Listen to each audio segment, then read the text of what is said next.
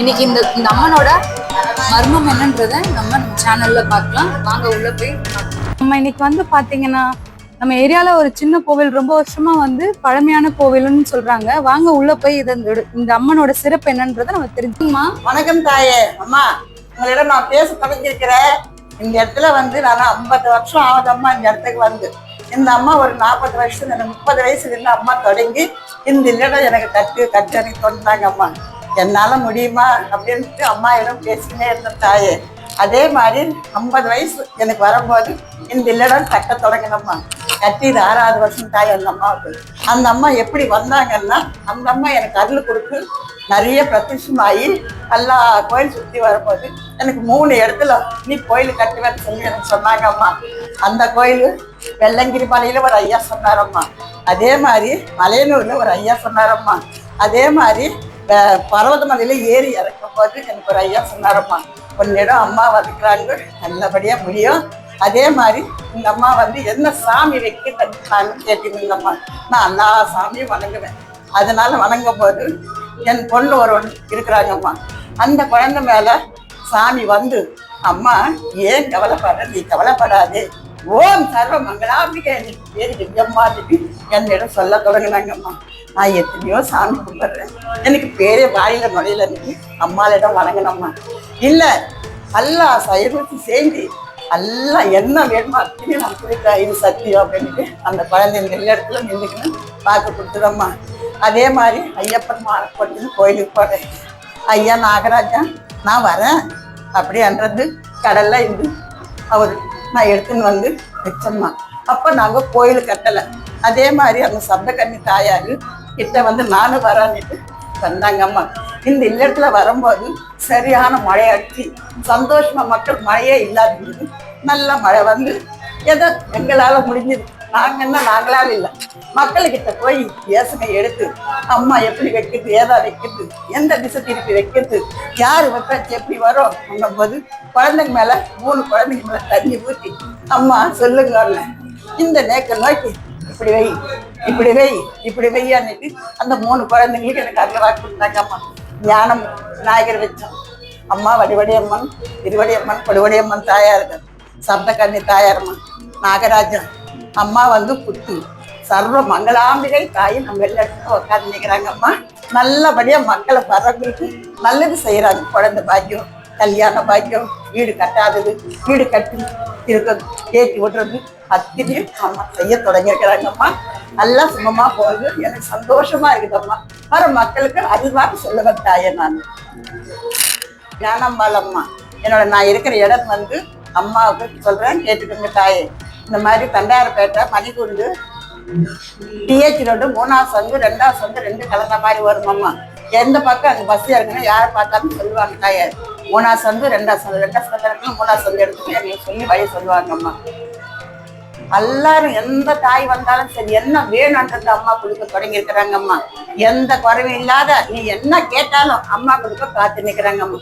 அது நல்லபடியா எங்களுக்கு தாய்மார்கள்லாம் வந்து வணங்குறாங்க. 10 வருஷம் குழந்தை இல்லாத, 8 வருஷம் குழந்தை இல்லாத, கல்யாணம் ஆகாதுங்க எல்லாரையும் முடிச்சு வச்சுக்கிறாங்கம்மா அந்த தாய். என் பேர் புனிதவதி, இவங்களுடைய பொண்ணு. நான் இந்த மரத்தை பற்றி ஒரு சிறப்பான விஷயம் நான் உங்களுக்கு சொல்லணும்னு நினைக்கிறேன். இந்த மரம் வந்து 1950ல் வச்சது. எங்கள் அப்பா வந்து 56ல் பிறந்தாங்க. இந்த மரம் வைக்கிறதுக்கு முன்னாடி எங்கள் அப்பா பிறக்கல. அப்போ எங்கள் பாட்டி வேண்டிக்கிட்டு வச்சாங்க இந்த மரத்தை. வச்சதுக்கு அப்புறமா தான் எங்கள் அப்பாவே பிறந்தாங்க. அவங்க பிறந்தது 56. அதை வச்சு நான் உங்களுக்கு கரெக்டாக சொல்கிறேன். எங்கள் அப்பா சொன்னது நான் பிறக்கிறதுக்கு முன்னாடி எங்கள் அம்மா வச்சு வணங்கின மரம்னு. அதுக்கப்புறம் எங்கள் அம்மா கல்யாணம் பண்ணி வந்ததுக்கு அப்புறமா அம்மா வந்து வணங்க ஆரம்பிச்சாங்க. நிறைய விஷயங்கள் அவங்களுக்கு தெரிய ஆரம்பிச்சது, சின்ன வயசுல இருந்து தெரிய ஆரம்பிச்சது. நிறைய பேர் வந்து சொன்னாங்க, நீங்க எங்க கோவில் கட்டுவீங்க அப்படின்னு சொல்லிட்டு. இந்த கோவில் நாங்க எப்படி கட்டணும் அப்படின்றது எங்களுக்கு தெரியாத ஒரு விஷயம். ஏன்னா 1 பைசா கூட இது எங்ககிட்ட இல்லை. ஒரு சின்ன பாப்பா மேல வந்து சாமி வந்து இந்த கோயிலை நீங்க கட்டுவீங்க, இங்க கோயில் கட்டுவீங்க அப்படின்னாங்க. அப்போ வந்து ஓலை வீடு, ஃபுல்லாக ஓலை வீடு, இப்பவுமே பாதி ஓலை வீடா தான் இருக்கு. இந்த கோயிலை தான் நாங்கள் ஃபர்ஸ்ட் ஆரம்பிச்சோம். சரி ஏதாச்சும் ஒன்று பண்ணி கட்டலாம் அப்படின்னு பேச்ச ஆரம்பிக்கும் போது நான் லோன் போட்டிருந்தேன், பேங்க்ல லோன் போட்டிருந்தேன். லோன் எனக்கு அவைலபிளா கிடைக்கல. நான் கவர்மெண்ட் ஸ்டாஃப் தான், ஆனால் லோன் எனக்கு கிடைக்கல. அப்போ நான் ரொம்ப கஷ்டப்பட்டேன். இது மாதிரி உன்னதான் நான் எழுப்பணும்னு நினைச்சேன், ஆனால் எனக்கு லோன் கிடைக்கலையே, நான் எப்படி வந்து இதை நான் பண்ண போறேன் அப்படின்னு சொல்லி நீ தான் சொன்னேன். ஒரு 5 வயசு பாப்பா மேல வந்து சாமி வந்து சொன்னேன். ஆக்சுவலா நான் சாமி வர்றதை நம்ப மாட்டேன். அதெல்லாம் போய் சயின்ஸ் ஃபீல்டில் இருக்கிறதால அதெல்லாம் ஹிஸ்டீரியா, இது மாதிரி சொல்றேன். எங்க அம்மாவே வந்து சாமி வந்து சொல்லும் போது, குறி சொல்லும் போது நான் வந்து சிரிப்பேன், கிண்டல் பண்ணுவேன். ஒருவேளை இவங்க ப்ரீவியஸா அவங்க ஹிஸ்ட்ரிலாம் தெரிஞ்சதால ஏதோ வருத்தத்துல அவங்க ஸ்டோரியை சொல்லியிருப்பாங்க, இவங்க அதை மனசுல வச்சுக்கிட்டு அதுக்கேற்ற மாதிரி இவங்க ஆன்சர் பண்றாங்க அப்படின்ற மாதிரி தான் நான் ஆரம்ப கட்டத்துல நினைச்சேன். அதுக்கப்புறம் ஒரு சின்ன வயசு பாப்பா, 5 வயசு உள்ள ஒரு பாப்பா மேல வரும்பொழுது எனக்கு அதை நம்ப தோணுச்சு. 5 வயசு பாப்பாவுக்கு யார் வந்து சொல்லி கொடுக்க முடியும், இந்த இடத்த வந்து நீ கட்டுவேன்னு சொல்லி அந்த குழந்தை எப்படி சொல்ல முடியும்? அது வெளியில இருந்து வந்த குழந்தை, வெளியில இருந்து வந்து விளையாடிட்டு இருந்த குழந்தை அது மாதிரி சொல்லுச்சு. அதுக்கப்புறமா தான் கட்டலான்னு நாங்கள் முடிவு பண்ணி பேசணும். எங்க கிட்ட காசு கிடைக்கல. அதுக்கப்புறம் இந்த கோயில் கட்டுறதுக்கு காசு கிடைச்சதும் ஒரு அபூர்வமான விஷயம் தான். நான் கொடுத்துன இருந்தேன், ஆப்போசிட் வீட்ல கொடுத்துன இருந்த ஹவுஸ் மேல அப்பா சொன்னாங்க, ஏமா நீ கவர்மெண்ட் ஸ்டாஃபு, உனக்கு லோன் கிடைக்கலன்னு சொல்ற, நீ போய் சொசைட்டில கேளுமா. நான் ஒரு சும்மா போட்டா போக்கில் சொல்லிட்டு போயிட்டாரு. நான் சொசைட்டில போய் கேட்ட உடனே எனக்கு அடுத்த நாளே எனக்கு அவைலபிள் ஆச்சு. ஃபர்ஸ்ட் கோயிலை கட்டணும்னு ஆரம்பிச்சோன்னாங்க. ஆனா கோயில் கட்டுறதுக்கு முன்னாடி அம்மன் வந்து என்னுடைய வீடு வந்து ஓலை வீடா இருந்ததை கட்டி கொடுத்தாங்க. என்னுடைய கிரக பிரவேசத்துக்கு அப்புறமா தான் இந்த கோவில்ல வந்து ஓபன் பண்ணுவாங்க, இந்த கோயிலுடைய கும்பாபிஷேகம் நடக்கும் அப்படின்றது குழந்தையுடைய உத்தரவு. இந்த அம்மனுடைய பேர் வந்து என்ன வைக்கலாம் அப்படின்ட்டு நாங்களாம் உள்ள வீட்டுக்குள்ள பேசி டிஸ்கஸ் பண்ணிட்டு இருந்தோம். இந்த மரத்துக்கு வாரம் பூஜை பண்றது எங்களுடைய வழக்கம். எங்க அம்மா கல்யாணம் பண்ணி வந்ததுல இருந்து இந்த கோயில் மரத்துக்கு வந்து வாரம் பூஜை பண்ணுவாங்க. நான் ஏஜ் அட்டன் பண்ணதுக்கு அப்புறம் பிஃபோர் மேரேஜ் வரைக்குமே நான் அந்த விஷயத்த பண்ணிட்டு இருந்தேன். ஆஃப்டர் மேரேஜ் கொஞ்சம் புரிய ஆரம்பிக்கும் போது இதெல்லாம் சும்மா மரத்துக்கு பண்றதெல்லாம் அப்படிலாம் வந்து எனக்கு ஒத்துக்கல மனசு. ஸோ நான் பண்ணலை. எதாச்சும் எங்க அம்மா என்ன சொன்னாங்க, மஞ்சள் பொங்க வைமா அப்படின்னாங்க. ஒரு நாள் நான் அப்படி வச்சுட்டு இருக்க பொழுது அதுல இருந்து ஒரு வைப்ரேஷன் எனக்கு வந்தது, என்னால் உணர முடிஞ்சது. அப்பதான் நான் முதலா நம்பினேன். அது எப்படி இருந்துச்சுன்னா, ஒரு கரண்ட் ஷாக். எல்லாருக்குமே கரண்ட் ஷாக்னா என்னன்னு தெரியும். ஃபர்ஸ்ட் எனக்கு வந்து கரண்ட் ஷாக் அடிச்ச மாதிரி தான் இருந்துச்சு. நல்லா தெரிஞ்சிச்சு. அது எப்படின்னா, மஞ்சள் பொங்கல்லாம் வச்சுட்டு சூளம் மாதிரி போடுவோம், ரெட் கலர் குங்குமத்துல சூளம் போடுவோம். அந்த சூளம் போட்டு முடிச்சு சூளத்துக்கு நான் குங்குமம் வைக்கும் போது எனக்கு ஒரு வைப்ரேஷன், அந்த கரண்ட் வைப்ரேஷன் வந்துச்சு. நான் கையை எடுத்துட்டேன், தூரம் வந்துட்டேன். அப்போ நான் வெளியில ஒரு மாதிரி ஏதோ பண்ணியிருக்கேன் போல. அம்மா வந்து என்னம்மா சொல்லு அப்படின்னு என்கிட்ட கேட்டுருந்துருக்காங்க போல. அப்ப நான் சொல்லியிருக்கேன், இந்த இடத்துல நீங்க கட்டுவீங்க, கோயில் கட்டுவீங்க அப்படின்னு சொல்லியிருக்கேன். அந்த அம்மனுக்கு என்ன பேர் வைக்கிறது அப்படின்னு சொல்லி என்கிட்ட கேட்டு இருந்திருக்காங்க.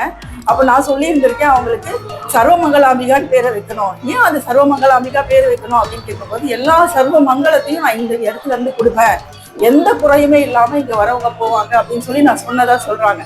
அதுக்கப்புறமா நான் சாமி கிட்ட ப்ரே பண்ணும் போதெல்லாம் கேட்பேன், எனக்கு அது மாதிரி வரக்கூடாது. நான் போய் எங்க ஆபீஸ்லாம் இருக்கும்போது இப்படி எல்லாம் வந்துட்டா எனக்கு கிண்டல் பண்ணுவாங்க. ஃபர்ஸ்ட் ஆஃப் ஆல் நானே அதெல்லாம் உணரல. உள்ளுக்குள்ள முழுசா நம்பி நீ எனக்கு வந்து எனக்கு சொல்லுமா அப்படின்னு நான் கடவுள்கிட்ட கேட்கும் போது தான் நீ வரணும் அப்படின்னு சொல்லி நான் அந்த சாமி கிட்ட கேட்டேன். இப்போ லேட்டஸ்டா 2-3 முறை வந்து அந்த அம்மா வந்து அவங்களே வெளிப்பட்டு சொன்னாங்க. அதுக்கப்புறமா நான் தினமும் என்னுடைய பிரேயர்ல வந்து நான் நிறைய நேரம் இந்த இடத்துல நிற்க மாட்டேன். ஏன்னா நின்னா என்னுடைய உணர்வு வந்து மாறுறத வந்து கொஞ்ச நேரத்துக்கு அப்புறமா என்னாலே உணர முடியுது. அதனால 2-3 சுத்திட்டு நான் வெளியில வந்துடுவேன். தொடர்ந்து ஒரு 48 நாள் வந்து இதை பண்ணி பார்த்து அம்மனை வணங்கிட்டு சும்மா சுத்தி வந்தாலுமே போதும். ஆனா உங்களுடைய மனசு வந்து சுத்தமா இருக்கணும், தூய்மையா இருக்கணும். நீங்களுடைய வேண்டுற பிரார்த்தனை வந்து மற்றவங்களுக்கு கெடுதல் பண்ணாம நாம நல்லா இருக்கணும்ன்ற ஒரே கான்செப்ட்ல மட்டும் நீங்க வந்து வேண்டிங்கன்னா உங்க கஷ்டம் எதுவா இருந்தாலும் எண்ணி 48 நாள் அது கண்டிப்பா தீரும். என்னுடைய பர்சனல் லைஃப்ல இதெல்லாமே நடந்திருக்கு. என்னோட எக்ஸ்பீரியன்ஸை தான் நான் உங்களுக்கு ஷேர் பண்றேன். இந்த அம்மனுக்கு நீங்க எதுவுமே செய்ய தேவையில்லை. உள் மனசு அன்போட நீங்க வந்து 48 நாள் தொடர்ந்து என்ன கஷ்டம் வந்தாலும் என்ன தடங்கள் வந்தாலும் எல்லாத்தையும் ஒதுக்கி வச்சுட்டு 48 நாள் வந்து வேண்டுதல் பண்ணீங்கன்னா 100% உங்களுக்கு நடக்கும். அப்படி நடக்கலன்னா நான் இருக்க எங்கிட்டயும் அந்த கொஸ்டின் கேட்க சொல்லுங்க. எனக்கு நடந்திருக்கு. எனக்கு என்ன சின்ன விஷயம் எக்ஸாம்பிள் நான் சொல்லணும்னு ஆசைப்படுறேன். 2 லட்சம் ரூபாய் நான் ஒருத்தர் கிட்ட இருந்து வாங்கிட்டேன். 10,000 வட்டி கட்டிட்டே இருக்கேன். எனக்கு காசு திருப்பி தர முடியல. எனக்கு காசு வர்றதுக்கே வழியே இல்லை. ஆனா அந்த காசு நான் கொடுத்தாகணும். அப்ப நான் சும்மா வந்து வேண்டாம் சாமி கிட்ட சும்மா வந்து கேட்டேன், அம்மா நீ தானே என் மூலியமா வந்து சொன்னதா சொன்னாங்க, அப்ப எனக்கு இது வேணும். சும்மா விளையாட்ட சின்ன பசங்க செய்வாங்கல்ல, உனக்கு சக்தி இருக்குன்னா நீ எனக்கு வந்து இந்த 2 லட்சம் ரூபாய் எப்படி யார் மூலியமா வர்றது தெரியாது, வட்டி இல்லாம நான் வெளில வரணும்னு. அடுத்த மாசமே நான் கொடுக்க முடிஞ்சிச்சுனால அன்எக்ஸ்பெக்டடா தர வேண்டாதவங்க, அதாவது கொடுக்க பார்த்தவங்க கொடுத்தாங்க, என்கிட்ட கொடுத்து அந்த காசு நான் கொடுத்துட்டேன். இது மாதிரி நான் சின்ன சின்ன விஷயங்கள் நிறைய நடந்திருக்கு. நான் கலெக்டிவானா நீங்க திடீர்னு கேட்கறதால நான் அதெல்லாம் யோசனை பண்ணி எனக்கு சொல்லத்துக்கு வரல. ஆக்சுவலா சொல்லும் போதே என்னுடைய ஃபீலிங்ஸ் எல்லாம் உங்களுக்கு சேஞ்ச் ஆகிறது தெரியும். அந்த அம்மனை பத்தி நீங்க சுத்தி வந்தீங்கன்னா உங்களுக்கு அது 100% நடக்கும். அதுக்கு நான் கேரண்டி. நீங்க வாங்க, நீங்க அதை பண்ணுங்க இதை பண்ணுங்க. நிறைய பேர் சொல்லுவாங்க இத்தனை விளக்கு போடணும், அத்தனை பூஜை பண்ணணும், எதுவுமே வேண்டாம். நீங்க வந்து இந்த மரத்தை மட்டும் சுத்துங்களேன். சுத்தி பார்த்துட்டு உங்களுடைய எக்ஸ்பீரியன்ஸ், உங்களுடைய பர்சனல் எக்ஸ்பீரியன்ஸ் உங்க ஃப்ரெண்ட்ஸ்க்கு சொல்லுங்க. நிறைய பேர் நம்ம என்னுடைய ஃப்ரெண்ட்ஸ் எல்லாம் என்ன செய்யறாங்க அப்படின்னா, நான் வந்து இவ்வளவு அபிஷேகம் பண்ணேன், 21 அபிஷேகம் பண்ணினேன், இது அம்மனுக்கு வந்து பூஜை பண்ணினேன், புடவை வாங்கி வச்சேன், மாலை வாங்கி வச்சேன், இதெல்லாம் பண்ணேன், சாந்தி எல்லாம் பண்ணினேன், ஆனா இந்த அம்மன் எனக்கு தரல அப்படின்னு சொல்லி கேட்கறாங்க. சாமிக்கு வந்து லஞ்சம் கொடுத்த ஒரு விஷயத்த நம்ம வாங்குறதே கிடையாது. அது மனப்பூர்வமா இறைவன் வந்து நமக்கு கொடுக்கணும். அது நம்ம அக்கௌண்ட்ல இருந்தாதான் கிடைக்கும். என்னுடைய பேங்க் அக்கௌண்ட்ல 10,000 ரூபாய் இருக்குதுன்னா நான் 1,00,000 ரூபாய்க்கு டிராஃப்ட் எழுதி கொடுத்தா எப்படி அவங்க 1,00,000 ரூபாய் தருவான்? என்னுடைய அக்கௌண்ட்ல இருக்கிறது எனக்கு வரணும்னா ஒருவேளை டிலே ஆகும்னா அது சரி பண்ணுவாங்க. இப்போ நம்ம மேனேஜர் கிட்ட போறோம், வீடு எமர்ஜென்சியா எடுக்கணும் அப்படின்னா நம்ம என்ன பண்ணுவோம், மேனேஜர் கிட்ட போய் ஒரு ரெக்வஸ்ட் பண்ணுவோம், சார் கொஞ்சம் சீக்கிரம் பண்ணி, அது என் அக்கௌண்ட்ல காசு இருந்ததுன்னா அவங்க என்ன பண்ணுவாங்க, கொஞ்சம் ரெக்கமெண்ட் பண்ணி சீக்கிரம் வர சொல்லுவாங்க. இதுதான் நம்ம இறைவன் பண்ணுவாங்க ஒண்ணு. ரெண்டாவது, அந்த கஷ்டத்தை நம்மளை அக்செப்ட் பண்ணிக்கக்கூடிய மனநிலை தருவாங்க. கொஞ்சம் ரிலாக்ஸ்டா, கொஞ்சம் நிதானமா யோசனை பண்ணி என்ன பண்ணலாம், இந்த பிரச்சனைல இருந்து வெளியில வர்றதுக்கு என்ன பண்ணலாம் அப்படின்ற நிதானத்தை தருவாங்க. நிறைய பேர் என்ன நினைக்கிறாங்கன்னா, கடவுள் கிட்ட போனா கஷ்டம் தீர்ந்துடும், கல்யாணம் ஆகலைன்னா கடவுள் கிட்ட போனா கல்யாணம் ஆயிடும், குழந்தை பிறக்கலன்னா கடவுள் கிட்ட போனா, இது எல்லாமே கிடையாது. நம்ம மனசை வந்து ஆற்றுப்படுத்துதற்கும் நம்மளுடைய மைண்டை வந்து ஒருநிலைப்படுத்தி நம்ம என்ன அடுத்தது பண்ணலாம் அப்படின்றத நம்மளை புரிய வைக்கிறதுக்காக தான் நம்ம கோயிலுக்கு வரோமே. எல்லாருமே கோயிலுக்கு வெளியில இருந்து பாக்குறதுக்கும் கோயில் உள்ள படியேறி வர்றதுக்கும் வைப்ரேஷன் நல்லா தெரியும். நீங்க நிறைய பேர் சொல்லுவாங்க சித்தர்கள் கோயில் எல்லாத்துக்குமே விட்டுருங்க. நம்ம அம்மா அப்பா இருக்காங்கல்ல, நம்ம தாத்தா பாட்டி இருக்காங்கல்ல, அவங்க தவறி போயிருந்திருப்பாங்க, அவங்க ரொம்ப மேல ரொம்ப பாசமா இருப்பாங்க. நீங்க ஏதாச்சும் ஒரு வருத்தத்துல அவங்க முன்னாடி போய் நின்றுட்டு எனக்கு இந்த வருத்தம் இப்படி இருக்கு, என்ன பண்ணலாம் அப்படின்னு நீங்க மனப்பூர்வமா மனசால நீங்க கேட்டீங்கன்னா அவங்க உங்களுக்கு ஏதோ ஒரு வழி சொல்லுவாங்க. அது நடந்திருக்கு.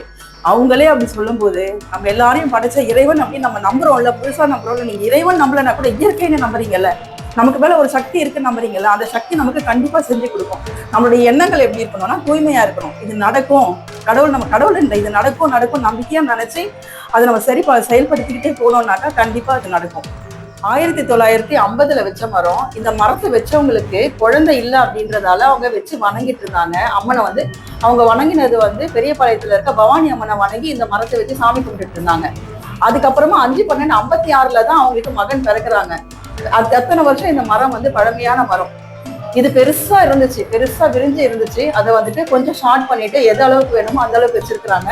இந்த மரத்தை பார்த்தாவே, இந்த மரத்துல இருந்து செய்யறாங்க தெரியுங்களா, படிக்கிறாங்கல்ல, ஸ்டடி பண்றாங்களா, அவங்களாம் பார்த்துட்டு வைரம் பாஞ்ச மரம் இது, இந்த மரம் வந்து விழறதுக்கு வாய்ப்பே இல்லை, அந்த அளவுக்கு உள்ளுக்குள்ள வேர் போயிருந்திருக்கும், அதனாலதான் இவ்வளவு ஸ்ட்ராங்கா இருக்கு. எவ்வளவு புயல் மழை வந்திருக்கு, ஒரு கொம்பு கூட உடஞ்சி எங்களுக்கு கீழே விழுந்து யார் தலைமையிலையும் அடிபட்டது அப்படின்ற பேச்சுக்கே இடம் இல்லை.